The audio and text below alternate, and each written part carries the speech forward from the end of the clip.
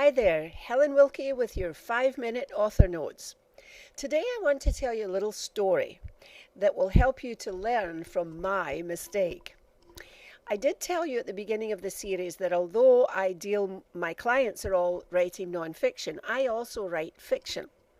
And there is, at the end of November, an event that takes place worldwide in many different cities called NaNoWriMo, which stands for National Novel Writing Month.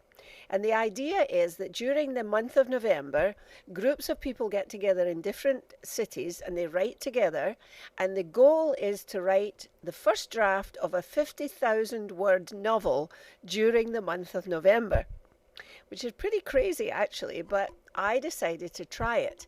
The problem was I didn't know about NaNoWriMo until a couple of days before it started. So I had no chance to plan what I was going to write, to plan my story. And I wanted to write a murder mystery. And so I started with the rest of the group and I worked on it for the whole month of November. And sure enough, I finished my 50,000 words. But they weren't very good words.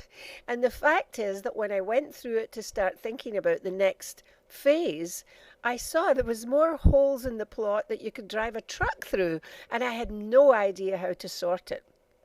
That was 2 years ago, and the novel is still sitting there in the drawer in the same state because I have no idea how to fix it.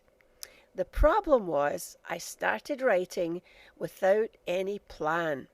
And that is what happens to many new writers who think, well, I know this subject matter, this is my area, I know how to do it, I'll just sit down and I'll write the book.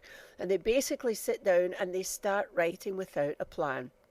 That is like setting off on a journey to a place where you've never been without a map.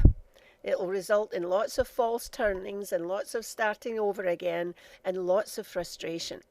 It was a very frustrating exercise for me, although I'm determined to finish that novel one day. But don't do the same thing as I did.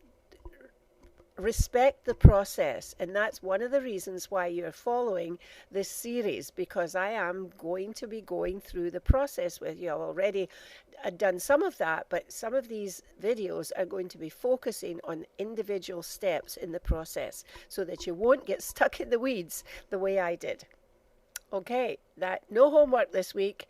Just don't be starting any novel or any book that you haven't planned. Happy writing, and I will talk to you next week.